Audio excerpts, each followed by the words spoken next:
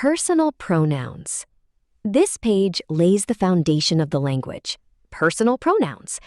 In our core pronoun matrix, you can see the singular pronouns are ich, I, du, you, and er, sie, es, he, she, it. For the plural, we use wir, we, ihr, you all, and sie, they.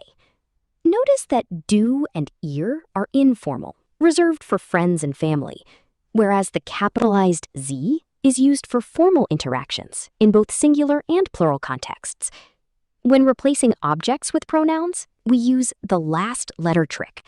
Nouns with der become er, like der Löffel, er. Die becomes sie, die Gabel, sie. And das becomes es, das Messer, es. Finally, the logic of plurals is simple addition. Ich plus du becomes wir, multiple dus become ihr, and any combination of third-person individuals or objects becomes sie, they. Present tense conjugation. Now, let us turn our attention to building regular verbs in the present tense. Every German verb in its base dictionary form, the infinitive, consists of a stem, like spiel, and an ending, like n. Conjugating verbs is a simple three-step process. First, take the infinitive. Second, remove the n ending. And third, attach the personal ending that matches the subject. Look at the conjugation for spielen. Ich takes an e, spiele. Du takes st, spielst. Er, sie, es takes t, spielt. Wir takes n, spielen. Ihr takes t, spielt. And sie takes n, spielen. A wonderful trick to remember is that for regular verbs, the wir and zz forms are identical to the original infinitive. Tricky German stem verbs. Moving on, we encounter a few slight spelling adjustments for tricky verb stems. The first is the S stem rule. For sibilant stems ending in s, x, or z, for example, heißen, the du ending changes from st to a simple t because the s sound is already there. This means du heißt and er sie ist heißt become identical. The second rule is the extra e rule. If a verb stem ends in t, d, m, or n, like arbeiten, we must insert an extra hyphen e before the endings for du, er sie ist, and ihr to make the word pronounceable. Therefore, we say du arbeitest and er arbeitet. The Elm pattern class. Please pay attention to a unique crafting pattern, the Elm verbs, using basteln, to craft, as our example. There is an exception for the ich form. The e is often dropped in spoken or written German, so we say ich bastle, or bastle. Furthermore, for the we and you forms, the verb ends in a single n instead of the usual n, making it we basteln and you basteln. You will use this pattern for other verbs like klingeln, würfeln, sammeln, wechseln, and allen. Stem-changing verbs. Attention, please. This next concept is crucial because this is where many students make mistakes. For stem-changing verbs, the golden rule is that the vowel change is strictly limited to the second-person singular, du, and third-person singular, er, sie, es. The other forms remain completely normal. There are 3 shifts. Shift 1, the short e becomes I, as in sprechen. Du sprichst, er, sie, es spricht. Shift 2, the long e extends to ee, as in sehen. Du siehst, and lesen. Shift 3, the a gains an umlaut to become a, as in fahren. Du fährst. The verb sein. Let's look at the most fundamental building block of the German language, the verb sein, to be. This verb is completely irregular, so we must memorize it like building blocks. For singular subjects, we have ich bin, I am, du bist, you are, and er, sie, es ist, he, she, it is. For plural and formal subjects, we use wir sind, we are, ihr seid, you all are, and sie sind, they are, or you are, formal. Modal verbs conjugation. Now, let's open our modal verb toolbox. These include können, müssen, dürfen, wollen, sollen, and möchten. There are two golden rules for conjugating these. First, the singular vowel shift. The stem vowel changes when conjugated in the singular, ich, du, sie, es, for können, müssen, dürfen, and wollen.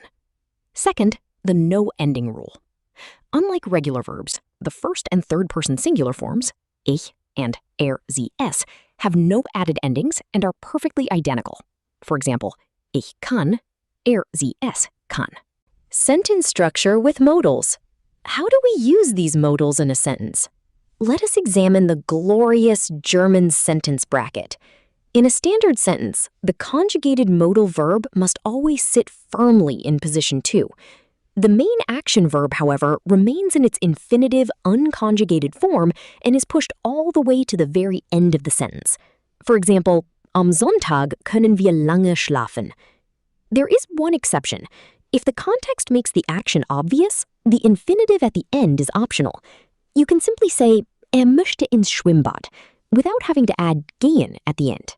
Kennen, wollen und möchten. Let us explore the nuances of these specific modals. Können expresses ability, skill. Ich kann Englisch sprechen. Or opportunity and permissible actions. Hier kann man parken. Wollen und möchten are both used for desires, but there is a strict rule of etiquette. Wollen represents direct wishes. Ich will einen Kaffee, which is considered impolite when demanding something directly from another person. Instead, you should always use möchten to express polite requests appropriately. Ich möchte einen Kaffee bitte. Müssen, dürfen und sollen. Finally, class, we conclude by understanding necessity, permission, and obligation. Müssen means there is no alternative. It is a necessity. Ich muss arbeiten. However, nicht müssen does not mean must not.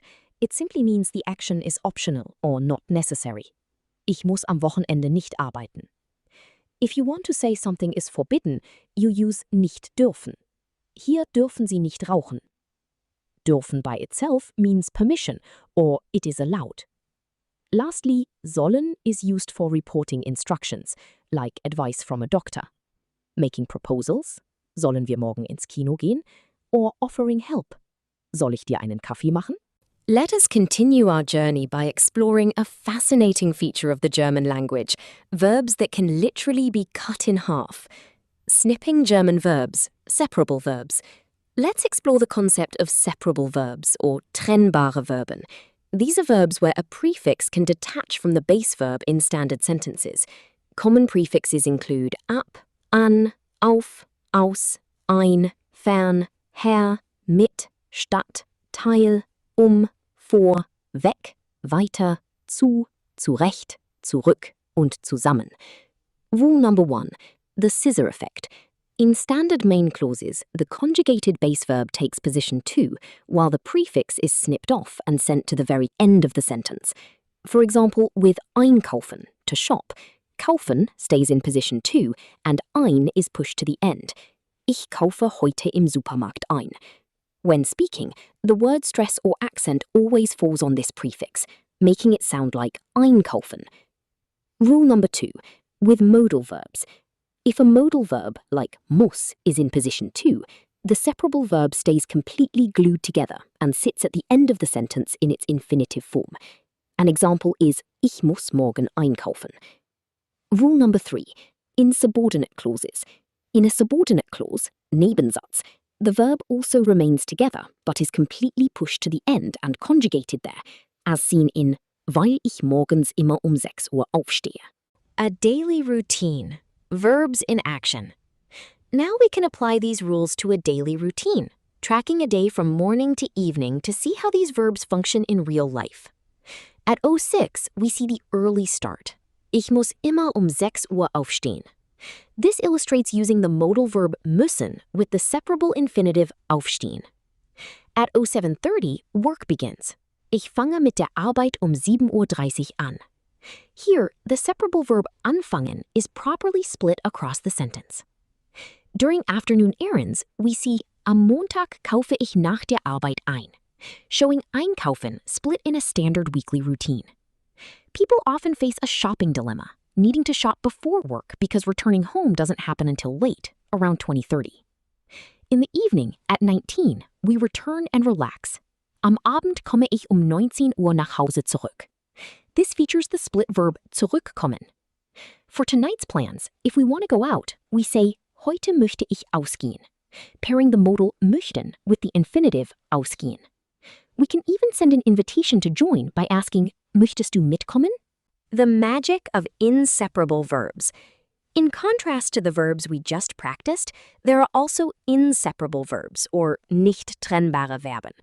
These contain never-splitting prefixes, be, emp, ent, ge, fair, and sehr. These prefixes act exactly like glue.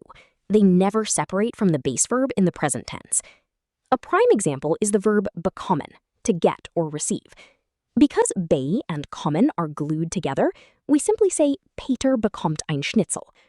To use these effectively, you first identify the prefix, such as in misslingen, to fail, or vergessen, to forget, and then conjugate the entire word as a single unit matching the subject. Examples include ich verstehe, or du genießt. Other common inseparable verbs you should memorize are beginnen, to begin, erklären, to explain, verdienen, to earn, and zerreißen, to tear up. You can see these in action in practice sentences like Max besucht die Tante, Max visits the aunt.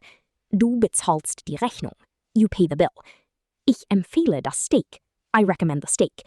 Die Firma entlässt viele Arbeiter, the company lays off many workers. And Lehrer erklären die Grammatik, teachers explain the grammar.